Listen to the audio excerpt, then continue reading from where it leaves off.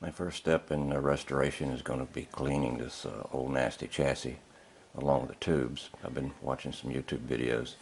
I got to be careful. My first attempt to pull a tube out, I broke it. So we'll work on this for a while and I'll give you an update later. Well, the chassis cleaned up very nicely. I was able to get the remaining tubes out without breaking them, and the replacement tube for the one I broke is on the way. I have run into, however, a major snag. When I began to identify the location of the capacitors, and by the way, I've got some of those on the way as well, I've noticed a mismatch in the schematic in a couple areas. I got suspicious early on that the label on the chassis, someone had scraped off the serial number, but of course the panel that mounts the chassis has the serial number. So I got suspicious, and then also I noticed a couple of screws didn't match up, which told me that somebody had worked on this thing before.